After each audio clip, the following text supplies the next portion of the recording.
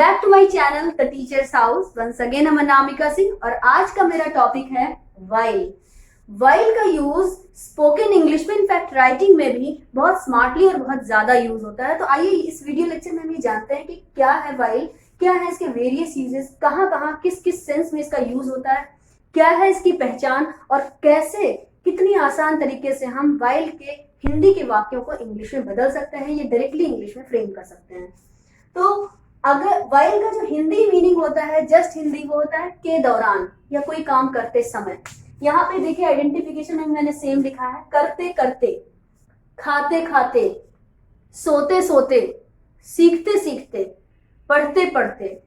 तो ये ऐसा आइडेंटिफिकेशन है जिसमें देखिए एक ही एक्टिविटी दो बार हो रही है।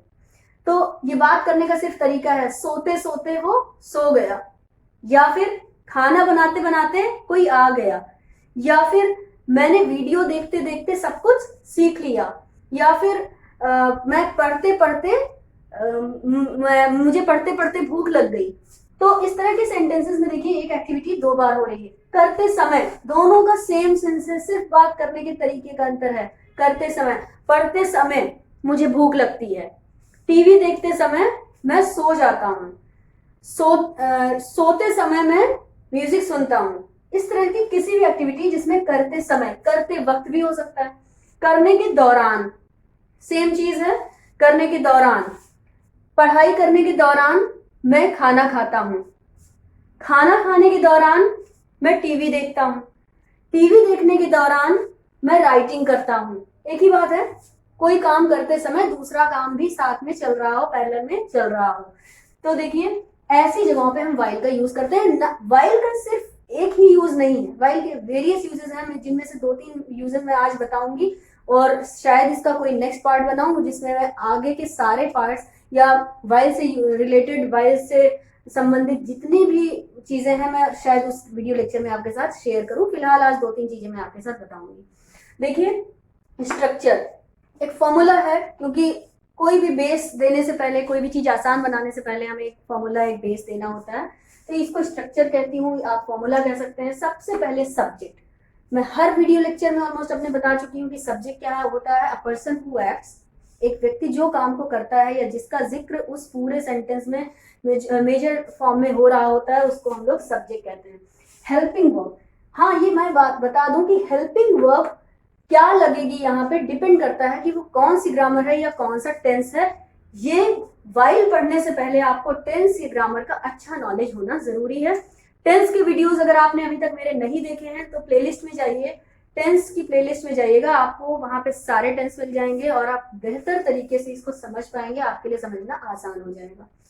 नेक्स्ट, हेल्पिंग वर्ब कौन सी यूज होगी वो टेंस पे डिपेंड करता है। नॉट को मैंने ब्रैकेट में इसलिए लिखा है क्योंकि नॉट सिर्फ नेगेटिव सेंटेंसेस के साथ यूज होता है, तो हम हर जगह उसका यूज नहीं करेंगे।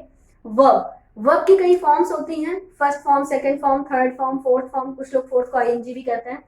कौन सी फॉर्म यहाँ यूज होगी ये डिपेंड करेगा कि यहाँ पे कौन सी हेल्पिंग वर्ब है, और कौन सी हेल्पिंग वर्ब है वो डिपेंड करता है कि कौन सी ग्रामर या कौन सा टेंस है। नेक्स्ट इज ऑब्जेक्ट, ऑब्जेक्ट के बाद वाइल का यूज करेंगे।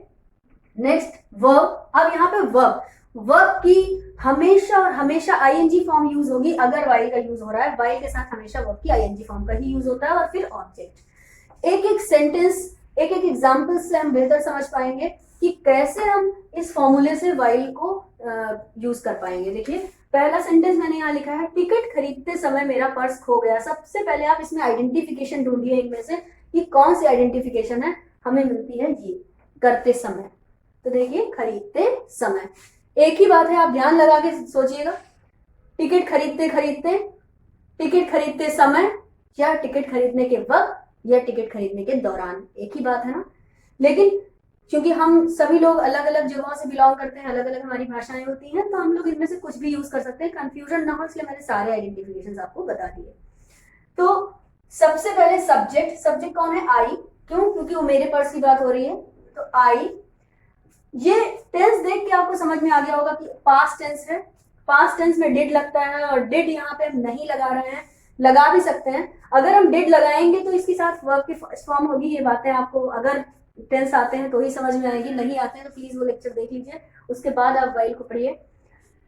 सब्जेक्ट, फिर यहाँ पे डिड लगना चाहिए, लेकिन मैंने डिड नहीं लगाया। डिड जब हटाया जाता है सिंपल सेंटेंस से तो हमेशा वर्ब की सेकंड फॉर्म में चेंज हो जाता है।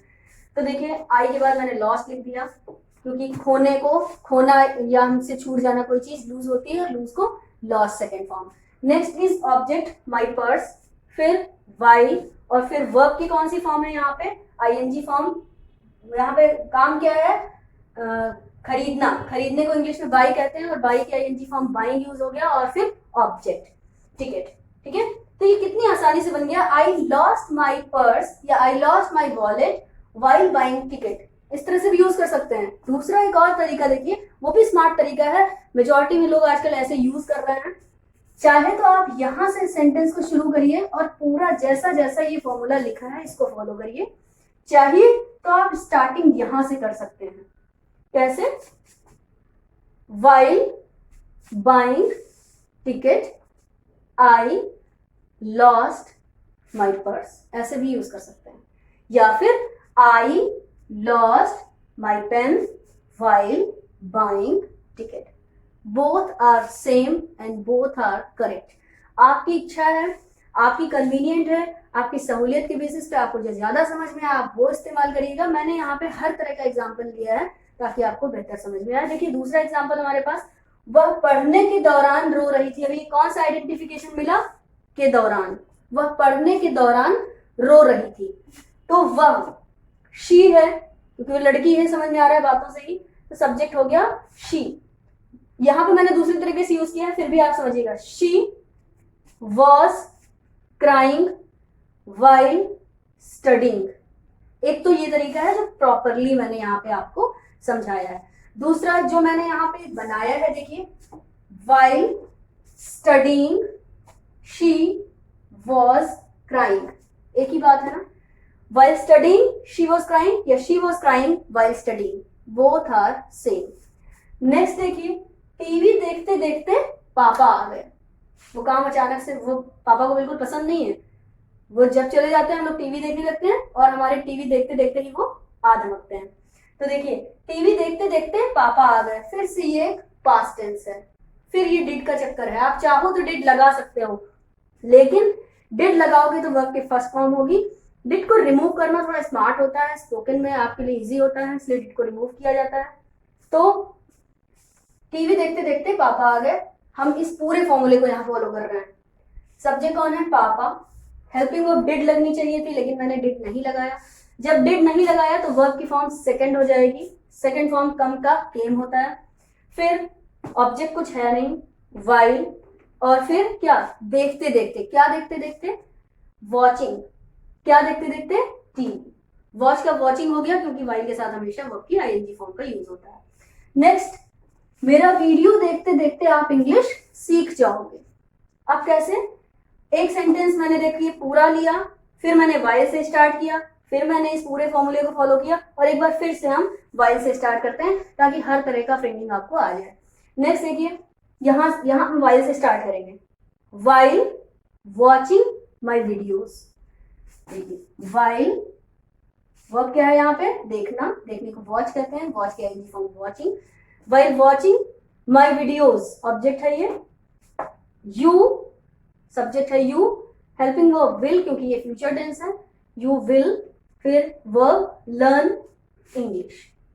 इस तरह से बन गया। इसको दूसरी तरीके से बना लीजिए पूरे फॉर्मूले में, you will learn English while watching my videos. एक ही चीज है, आसानी से बना सकते हैं। दोनों पैटर्न को आप यूज करिए। अगर कोई दिक्कत आती है तो आप इनमें से किसी एक को पसंद कर लीजिए जिसमें आपको सहूलियत हो।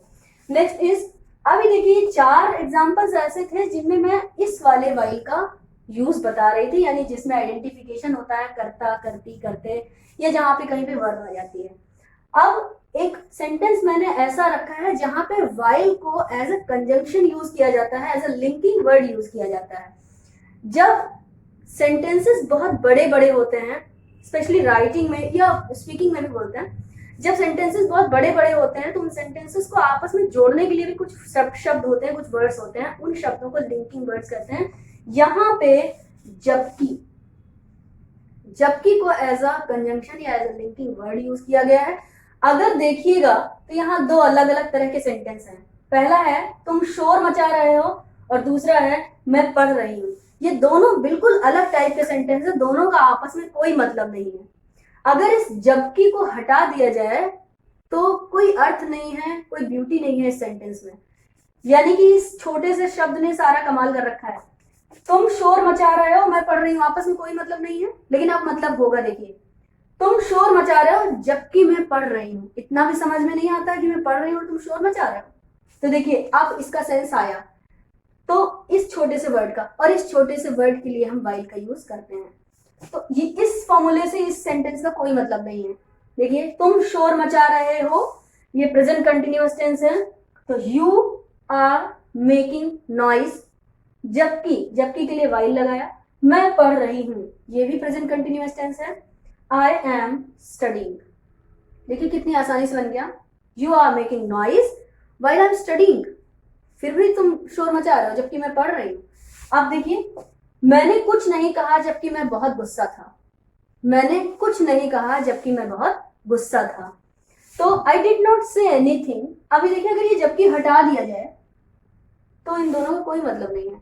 मैंने कुछ नहीं कहा, मैं बहुत गुस्सा था, ये दोनों बिल्कुल अलग बातें हैं, आपस में जोड़ भी नहीं सकते, कोई सेंस ही नहीं है। लेकिन अभी देखिएगा सेंस आ गया। मैंने कुछ नहीं कहा जबकि मैं बहुत गुस्सा था। मैं गुस्सा था, मैं कह सकता था, लेकिन मैंने कुछ नहीं कहा। तो यहाँ पे जबकि से हमने इस सेंटेंस को जोड़ा, इसमें एक मीनिंग दी और इसकी ब्यूटी को बढ़ा दिया।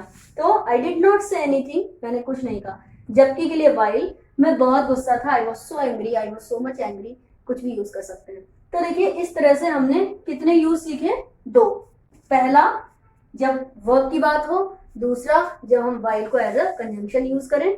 अब मैं तीसरे की बात करूंगी, मीन वाइल। मीन वाइल भी हम आजकल बहुत यूज करते हैं। वो तब होता है जब उसी दौरान या उसी बीच, जनरली उसी बीच के अंदर, मैं खाना बना रही थी, उसी बीच मेहमान आ गए, एक ही बात है, लेकिन उसी बीच के लिए हम मीन वाइल का यूज करते हैं, वाइल का यूज नहीं करते। मैं सो रही थी, उसी बीच चोरी हो गई।